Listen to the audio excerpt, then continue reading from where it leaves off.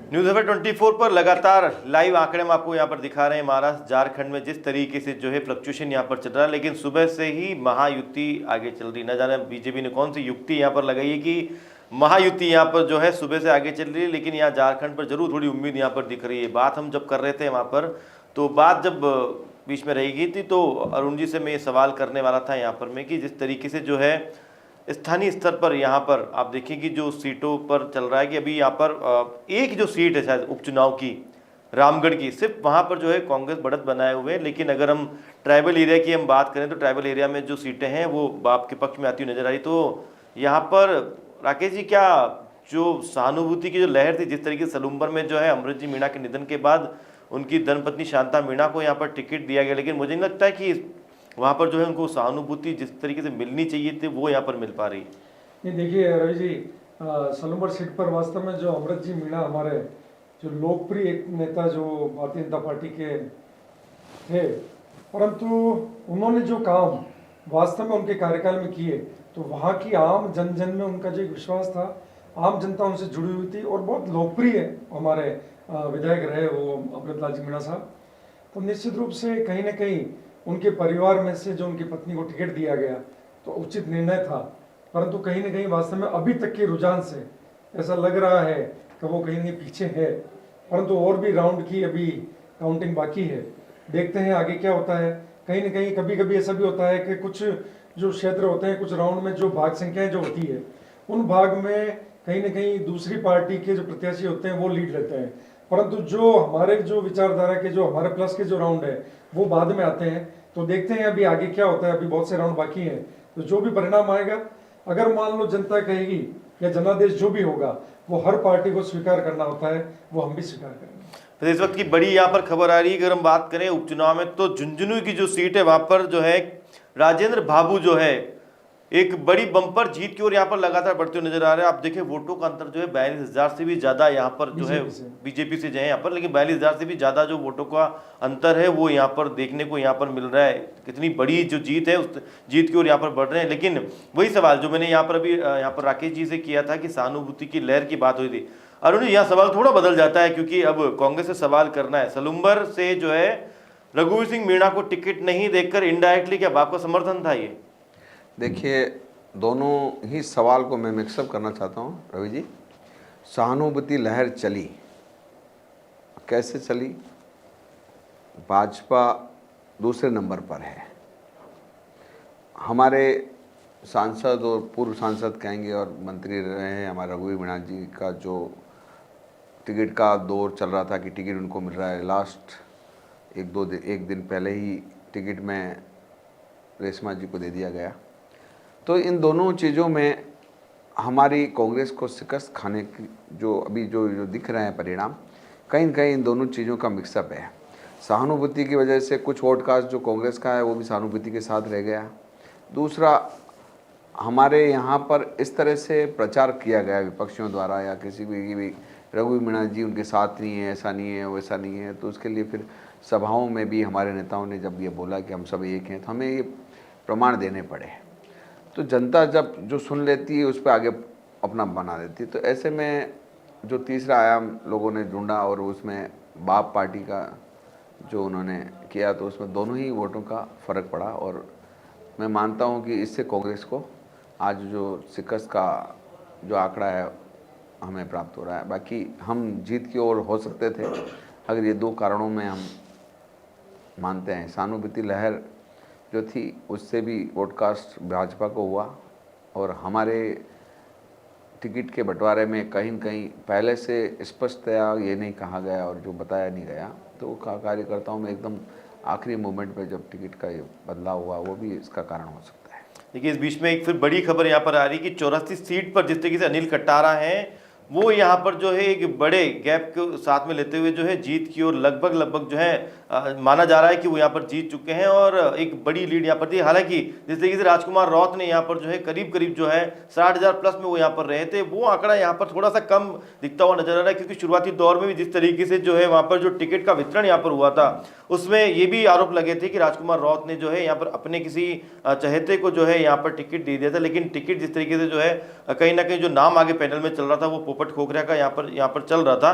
तो एक जो बड़ी जीत यहाँ पर आ गई। दूसरी तरफ देखिए जिस तरीके से जो है झुंझुनू की जो सीट है फिलहाल वो अभी यहाँ पर बीजेपी के खाते में पहुँच चुकी है। यहाँ पर जिस तरीके से जो है राजेंद्र बाबू जो है वो एक बम्पर जीत की ओर यहाँ पर आ चुके हैं। तो वहीं दूसरी तरफ आप देखें कि यहाँ पर जो सीट है 84 की, उस 84 की सीट पर भी जो है अब यहाँ पर लगभग फाइनल हो चुका है कि जो बाप पार्टी है वो यहाँ पर अपनी जो है इस सीट पर जो है एक बार फिर से यहाँ पर काबिज हो चुकी है, क्योंकि जो सीट है राजकुमार राउत के सांसद बनने के बाद जो सीट थी वो यहाँ पर खाली हो गई थी। अब उसके बाद देखिए कि इसके अलावा जिस तरीके से यहाँ पर जो मतगणना जो स्थल है वहाँ पर जो है जश्न शुरू हो चुका है।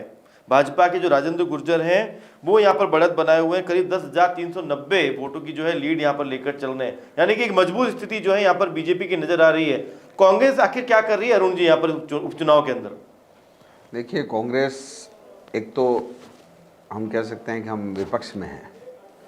सरकार और सरकारी तंत्र का बहुत बड़ा जिम्मेदारी दायित्व होता है। जिस तरह से थप्पड़ कांड हुआ है, ये सारी चीज़ें जो होती है वहाँ लगता है कि चुनाव में जो चुनाव आयोग है जो स्पष्टतया जो चुनाव का परफेक्शन होना चाहिए, जहाँ उन्माद नहीं होना चाहिए, जो भी चीज़ें होती है वो लोग देखते हैं। ऐसे में हम तो कयास लगा सकते हैं कि स्थिति है, क्योंकि उदयपुर मेवाड़ की दोनों सीटों का जाना तो 84 लगभग तय था कि वहाँ पर एक समुदाय और आदिवासी सब बाप पार्टी के साथ ऐसा पहले से प्रतीत हो रहा था। जैसा कि श्रीवास्तव जी ने कहा कि आसपास की जो इन्होंने पहले ही बता दिया कि आने वाला टाइम में समय में मेवाड़ और मेवाड़ के अंचल के आसपास बाप पार्टी से दोनों ही पार्टियों को लड़ना होगा। हम जहाँ देखते हैं कि विपक्ष में तंत्र का प्रभाव तो रहता ही है, कार्यकर्ता थोड़ा सा तंत्र के साथ बाधित रह के हताश भी नज़र आता है। तो जो हम कह सकते हैं कि सरकार का और तंत्र का दोनों का समावेश होने से हमें तंत्र तो यहाँ पर इससे पहले जो विधानसभा चुनाव है तो उसके अंदर में अब तो डबल इंजन की सरकार, लेकिन इससे पहले तो जो गहलोत सरकार भी यहाँ पर रही है। तो तंत्र तो आपका भी रहा है, हमेशा ही रहता था कि जब शुरुआत होती थी तो जब बैलेट पेपर खुलते थे तो लगता था कि हाँ शुरुआती दौर के अंदर में जो है काफी सारे जो वोट है वो यहाँ पर जो है कार्मिकों के जो है कांग्रेस को जा रहे हैं, लेकिन बाद में जाके बाजी पूरी पलट गई। तो तंत्र तो यहाँ पर कांग्रेस का भी रहा है। देखिए मैं ऐसा तो नहीं हो रहा कि सातों की सातों सीटें भाजपा को मिल रही है। एक सीट पर यहाँ पर कांग्रेस है। बाप पार्टियां पहले मान चुके हैं कि शुरू से जो है वर्चस्व में लगातार बढ़त बना रही है। राकेश जी भी इस बात से जरूर सहमत होंगे और श्रीवास्तव जी ने भी ये चीज़ बताई है कि जिस तरीके से नाम उनका है आदिवासी पार्टी, तो कहीं ना कहीं युवा जो है उनके साथ में यहाँ पर लगातार जुड़ते हुए जा रहे हैं और जोश के साथ जुड़ते हुए जा रहे थे। लेकिन फिर भी जिस तरीके से परफॉर्मेंस आप यहाँ पर देख पा रहे होंगे ओवरऑल अगर 7 सीटों पर, तो सिर्फ एक जो सीट है वो यहाँ पर जो है जीतती हुई यहाँ पर जो है कांग्रेस नजर आ रही है। तो क्या उस सीट पर जब आगे कांग्रेस आगे चल रही है रवि जी, मैं हमारे मित्र से पूछना चाहता हूँ, तो वहाँ भी सरकारी तंत्र इनके पक्ष में काम कर रहा है? देखिए वहाँ जो बड़े नेताओं का जोश हम देखिए, यहाँ दोनों सीटों पे आप देखें कि हमारे यहाँ जो सभाएं भी हुई आपने देखा होगा। आपके यहाँ चीफ मिनिस्टर आए, हमारे यहाँ पर वो हमारे प्रदेश अध्यक्ष जी आए, वहाँ पर प्रदेश अध्यक्ष जी के साथ सचिन पायलट जी और सारे लोग लगे हुए हैं। तो प्रभाव तो जो मनोबल बढ़ता है कार्यकर्ता का, उसका जोश के साथ में जो होना चाहिए, तो वो जोश तो नेताओं के बल पे और बल बढ़ता है। तो हर चीज़ का एक अपना अपना महत्व होता है। तो मैं मानता हूँ कि 7 की 7 सीटों में 7 में से अगर 4 सीटों पे भाजपा या 3 पे आगे है तो ये भी उनकी विफलता है भाजपा सरकार की। यानी कि मैं इस बात से सहमत नहीं हूँ, क्योंकि हमारे 7 सीटों में से रवि जी पिछले चुनाव में केवल मात्र 1 सीट भारतीय जनता पार्टी की थी। एक विधानसभा सीट जो हमारी थी उसमें हमको खोने के लिए हमारे पास कुछ भी नहीं है। केवल 1 सीट जो हमारी थी उसकी बजाय हम 4 सीटें लगभग अभी आगे चल रहे हैं। और मेरा मानना है कि जब तक चुनाव परिणाम आएंगे, अंतिम जो परिणाम होंगे उसमें 5 सीट मुझे लगता है कि 5 सीट पे भारतीय जनता पार्टी के प्रत्याशी विजयी होंगे। इसलिए हमारे पास खोने को बहुत कुछ नहीं है। खोने के लिए सब कांग्रेस के पास ही, क्योंकि कांग्रेस की 4 सीटें थी। 4 सीटों में से अभी भी प्रत्यक्ष दिख रहा है केवल मात्र 1 सीट पर आप आगे चल रहे हैं, और वो 3 जो सीटें हैं वो 3 सीटों पर भारतीय जनता पार्टी प्लस कर रही है। तो इसलिए कहीं ना कहीं ये प्रमाणित होता है कि भारतीय जनता पार्टी में लोगों का विश्वास बढ़ा है। भारतीय जनता पार्टी में जनादेश जो है भारतीय जनता पार्टी की ओर जाता हुआ प्रतीत हो रहा है। देखिए यहाँ पर इस चर्चा को हम और आगे बढ़ाएंगे। उपचुनाव में जो है कहाँ बीजेपी स्टैंड कर रही है, कहाँ पर कांग्रेस सिर्फ 1 सीट पर अभी यहाँ पर सिमटी हुई नजर आ रही है, लेकिन बाद में आंकड़े चेंज भी हो सकते हैं क्योंकि ग्राउंड अभी बाकी है, तो देखना होगा कि क्या होता है। लेकिन अब यहाँ देखिए कि देवेंद्र फडणवीस के जो कार्यालय है वहां पर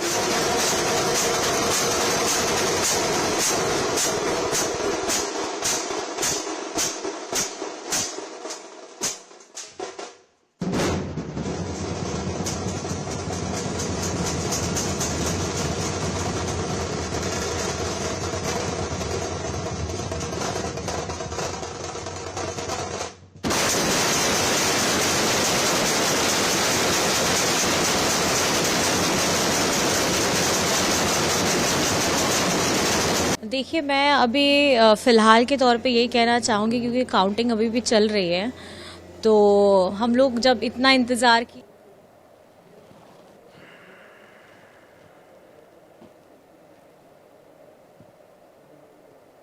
देखिए, मैं अभी फ़िलहाल के तौर पे यही कहना चाहूँगी, क्योंकि काउंटिंग अभी भी चल रही है, तो हम लोग जब इतना इंतज़ार किए हैं तो बस कुछ घंटों का और इंतज़ार हो जाए। और मैं समझती हूँ कि अभी कुछ कहना ज़्यादा जल्दबाजी होगी, तो थोड़ा सा वेट कर लीजिए। चलिए, कोई बात नहीं, रुझान है। अब आप तो इतने देखिए, 23 तारीख का इंतज़ार सबने किया है, और मुझे लगता है कि कुछ घंटों का, 2 से 3 घंटों का इंतज़ार और करिए। मैं ये कहना चाहती हूँ कि झारखंड की जनता ने, हमारे बड़े बुजुर्गों ने, हमारे भाई दादा ने, हमारी माताओं बहनों ने, हमारे युवा साथियों ने विकास का रास्ता चुना है, और कहीं ना कहीं इस बार मैया की जीत हो रही है। बस मैं ये कहना चाहूँगी। आपका भी जिस तरह से गांधी विधानसभा से आप लगातार जो प्रयास कर रही थी, अभी भी जो रुझान है उसमें थोड़ा कुछ है, लेकिन क्या लग रहा है कि उम्मीद है कि अपना और भी रिकॉर्ड तोड़ मार्जिन से आगे निकलेंगे? देखिए, अभी कुछ कहना मुश्किल है, अभी तो पहले कुछ बोलना नहीं चाहिए। खत्म होने दीजिए, खत्म होने दीजिए। सेलिब्रेशन तय है।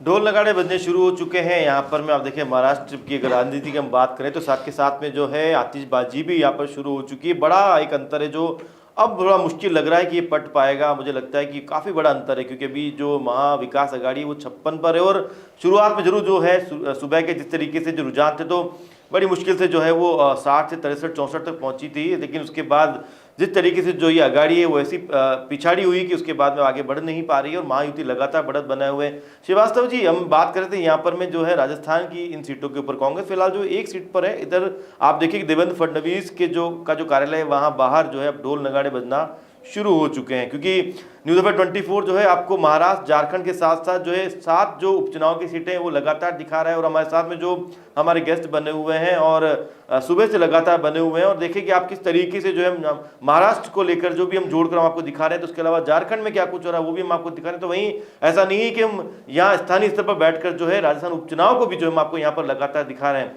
श्रीवास्तव जी, उपचुनाव में एक सीट पर यहाँ पर जो है कांग्रेस है, लेकिन बीजेपी तकरीबन 2 सीट पर है। इसके अलावा आप पार्टी लगभग जो है 84 में यहाँ पर नील कटारा है वो जीत चुके हैं। इधर एक सीट पर जो आप देखें झुंझुनू में जो राजेंद्र बाबू है वो यहाँ पर जीत चुके हैं।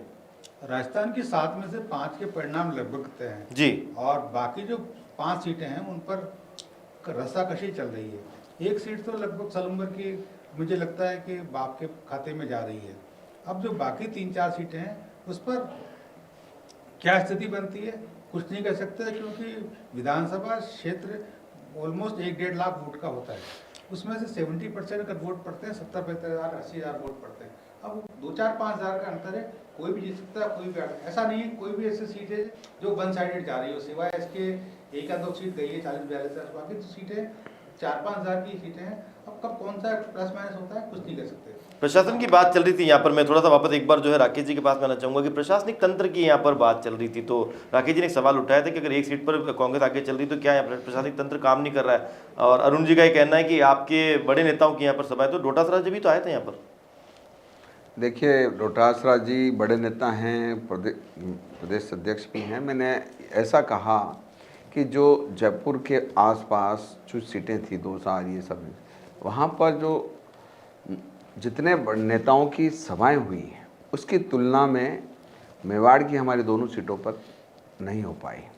84 में हमारा एकदम युवा नया यूथ कांग्रेस का साथी खड़ा हुआ, जो वहाँ की कमान युवा कांग्रेस को दी गई और उन्हीं से ही चुनाव लड़े गए नेताओं के साथ उन्हें। तो मैं ये समझता हूँ कि कहीं न कहीं मैंने ये नहीं कहा कि यहाँ पर नेता के अभाव रहा है या तंत्र का ऐसा, मैंने ये कहा कि मनोबल बढ़ता है नेताओं के आने से। कोई बड़ी सभा होती है या ऐसा कुछ प्रतीत होता है। अब महाराष्ट्र और झारखंड के 2 चुनाव, महाराष्ट्र केंद्र बिंदु था सभी नेताओं का, तो बड़े सारे नेता हैं, चाहे वो राजस्थान के हो या अन्य प्रदेश के हों, वो सारे महाराष्ट्र की ओर थे। तो मैं मानता हूँ अगर कुछ ज़्यादा ही सभा होती है तो जो हम कह रहे हैं कि हमारा दूसरे स्थान पर, तो अब ये नहीं कह, ये तो स्पष्ट बात श्रीवास्तव जी जान रहे हैं और हमारे साथी भी जान रहे हैं कि बाप पार्टी दोनों एक जगह जीत गई और एक जगह जीत के करीब है, और राउंड काफ़ी हो चुके हैं 22 राउंड में से। लगभग मैं मानता हूँ 15-16 तो हो ही गए होंगे।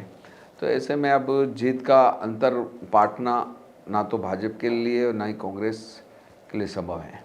अरुण जी, यहाँ पर कुछ तस्वीरें यहाँ पर आ रही है, हम दर्शकों को बताना चाहें कि अजीत पवार एनसीपी ग्रुप से, वहाँ आप देखें किस तरीके से जश्न का माहौल है। यहाँ पर में महिलाएं जो है खास तौर से काफ़ी यहाँ पर खुश नजर आ रही है। सीधी तस्वीरें आपको जो हम दिखा रहे हैं, यहाँ पर देखें कि अजीत पवार के जो कार्यालय है उसके बाहर में यहाँ पर जो है महिलाएं गुलाबी साड़ी पहनकर, और यहाँ पर जो है हाथों में जिस तरीके से जो झंडे हैं, तख्तियां हैं, और यहाँ पर पुरुष भी जो है नाचते हुए नजर आ रहे हैं। क्योंकि अब जिस तरीके से जो है परिणाम लगभग जो है एक तरीके से मन में सब समझ चुके हैं कि कहाँ पर क्या होने वाला है, कौन सी सीट कहाँ पर कौन जीत चुके हैं। काफ़ी सारे परिणाम जो आ चुके हैं, क्योंकि महाराष्ट्र में आप देखें कि 221 पर महायुति, और ये बड़ा मुश्किल सा यहाँ पर लग रहा है।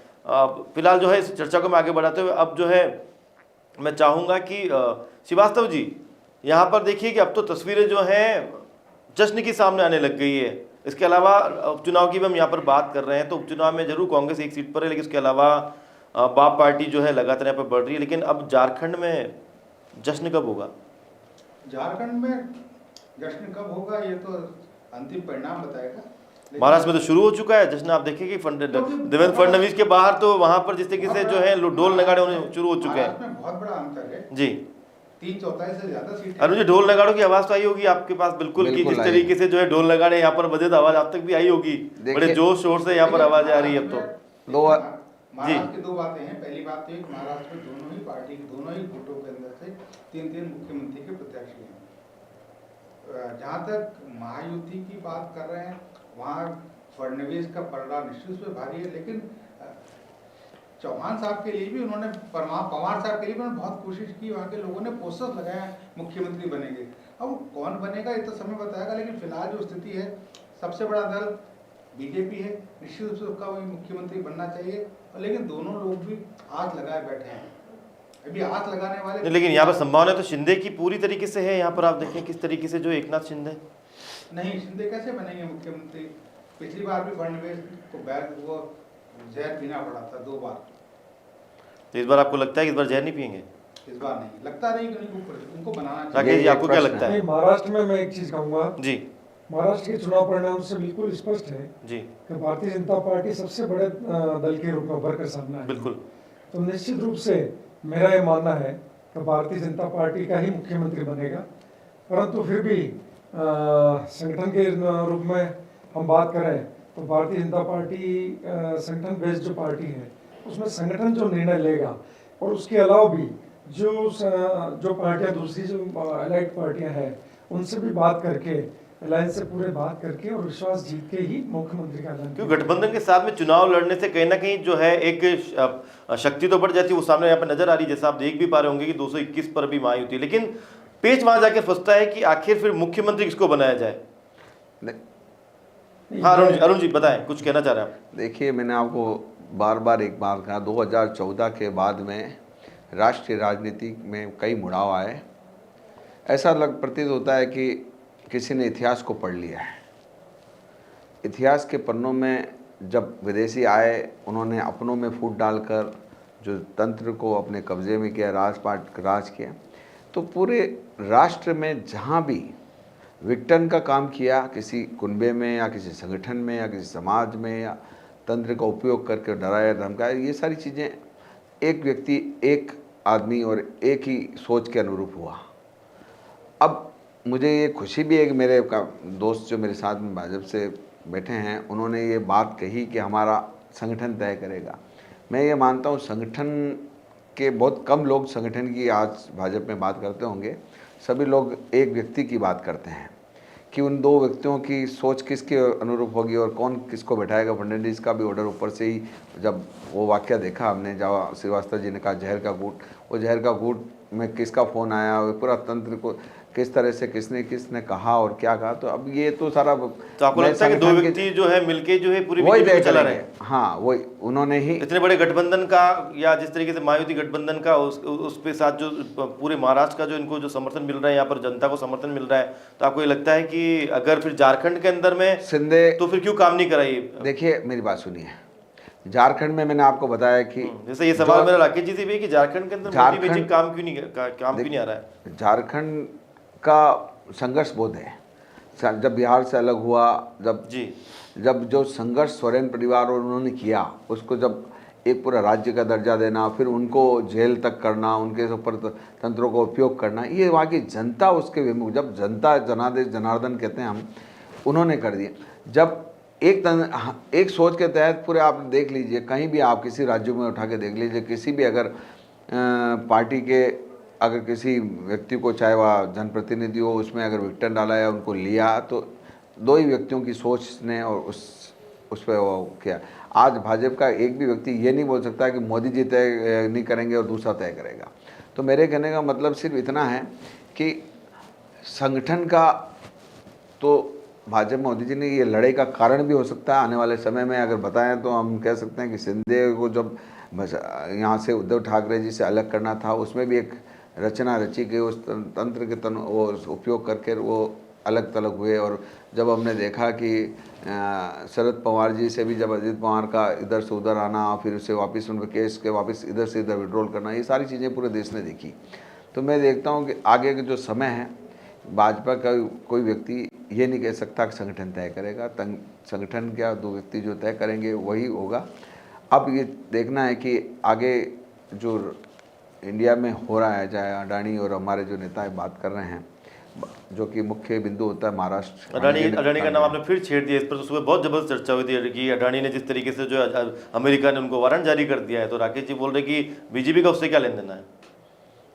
बीजेपी से लेना देना नहीं, कितना फाइनेंस किसने किया। आज और आप और मैं अगर 1 करोड़ का लोन लेने जाएं तो 50 चीज़ें हमारे को देखनी होती है।